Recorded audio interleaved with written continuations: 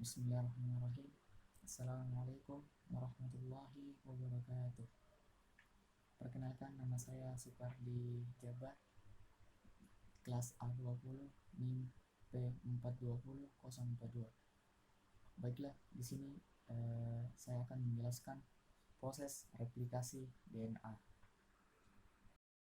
Jadi, sebelum kita masuk ke mekanisme proses replikasi DNA, perlu kita ketahui bahwa replikasi DNA adalah proses penggandaan DNA yang terjadi di nukleus dan inti sel, dan terjadi pada fase sintesis interfase pada sel. Nah, tujuannya yaitu agar sel anak mengandung DNA yang identik dengan DNA induknya.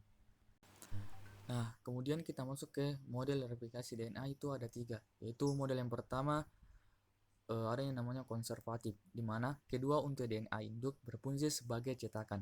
Kemudian model yang kedua ada yang namanya semi konservatif, di mana kedua unit DNA induk berpisah, masing-masing membuat unit baru sebagai pelengkapnya. Kemudian model yang ketiga itu dispersif, di mana beberapa bagian DNA induk secara tersebar berfungsi sebagai cetakan, kemudian masing-masing bagian tersebut membuat bagian DNA baru sebagai pelengkap. Nah, kemudian adapun enzim yang digunakan dalam replikasi DNA itu yang pertama enzim helikase, yaitu memutuskan ikatan hidrogen untuk membuka rantai double helix DNA menjadi dua rantai tunggal. Kemudian enzim yang kedua itu enzim RNA primase, yaitu membentuk RNA primer sebagai awal pembentukan rantai baru DNA. Kemudian enzim yang ketiga itu enzim DNA polimerase, yaitu menggabungkan nukleotida menjadi polimer DNA yang panjang.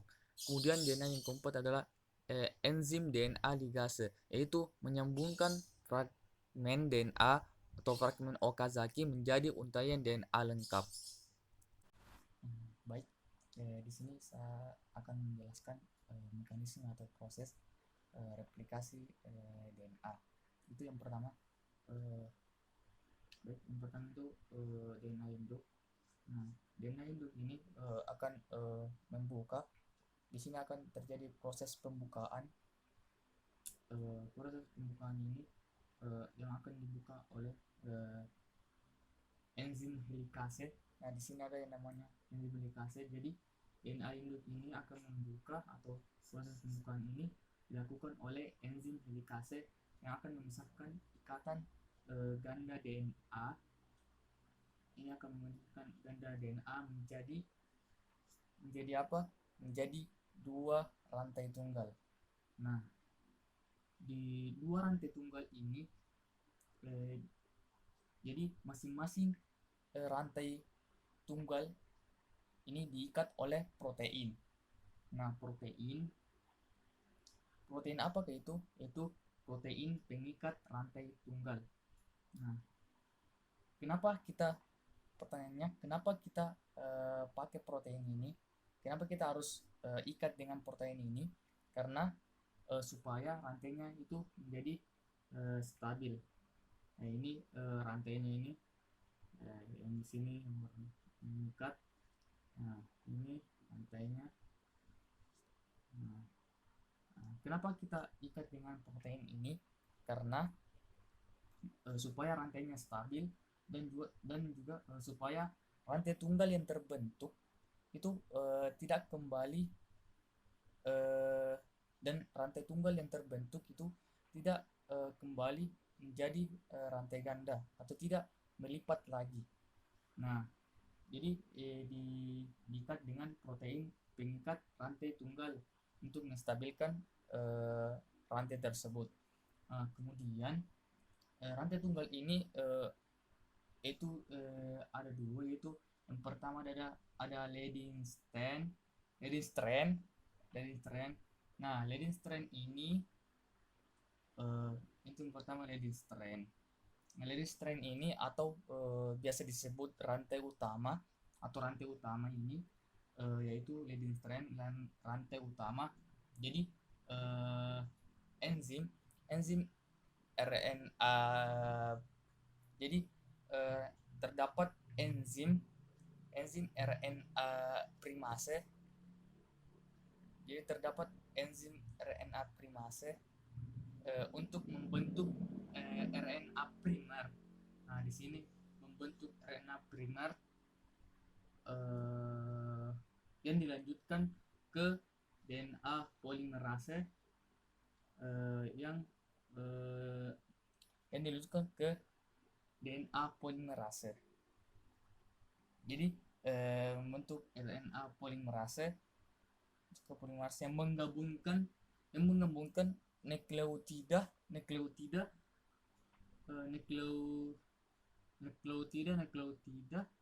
menjadi DNA yang baru sini. Jadi DNA yang baru. DNA yang baru. Terus rantai yang kedua yaitu di bagian sini itu ada yang namanya leading strand atau rantai lamban. Nah, di sini DNA polimerase itu sebelum DNA polimerase ini bekerja, maka ada enzim yang terlebih dahulu bekerja, yaitu enzim primase. Nah, DNA polimerase ini tidak bisa bekerja sebelum enzim primase yang belum bekerja, yang berwarna merah ini.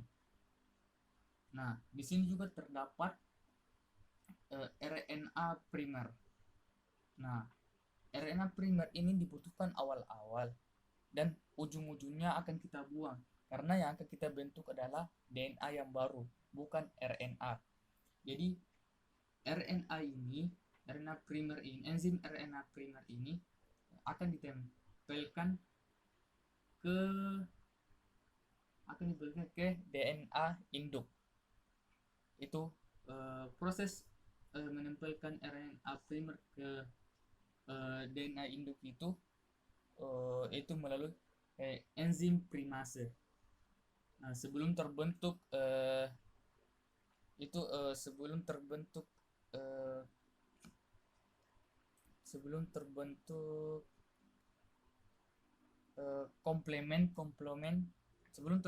komplemen DNA-nya.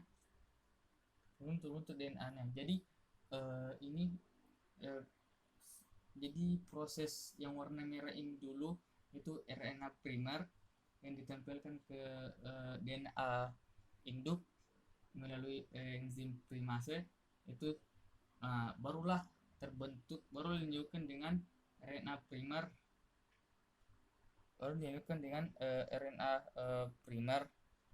lanjutkan dengan enzim DNA polimerase ini akan terbentuk terpotong-potong. Ini berwarna biru ini. Nah, ini akan membentuk terpotong-potong. Itu akan jadi DNA polimerase ini yang menggabungkan nukleotida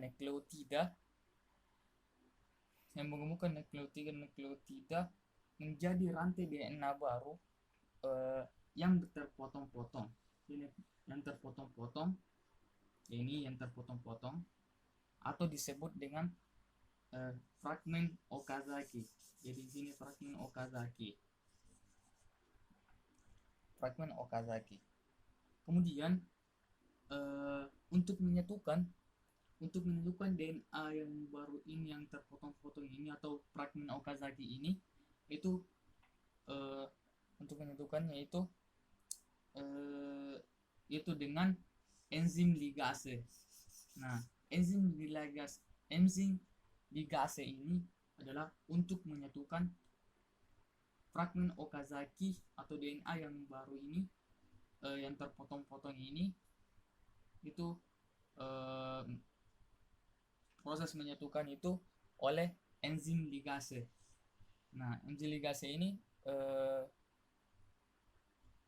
menyatukan fragmen Okazaki yang terpotong-potong menjadi rantai DNA yang baru dan menjadi rantai yang utuh. Jadi, berdasarkan proses replikasi DNA dapat disimpulkan bahwa Yang pertama, enzim helikase ini yang membuka rantai DNA menjadi dua rantai tunggal. Nah, selanjutnya protein pengikat rantai tunggal ini menstabilkan rantai DNA dan terdapat dan terdapat enzim RNA primase membentuk RNA primer.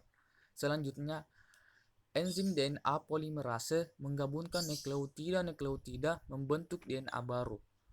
Selanjutnya, enzim DNA ligase menggabungkan fragmen Okazaki menjadi DNA yang baru pada leading strand. Terima kasih. Wassalamualaikum warahmatullahi wabarakatuh.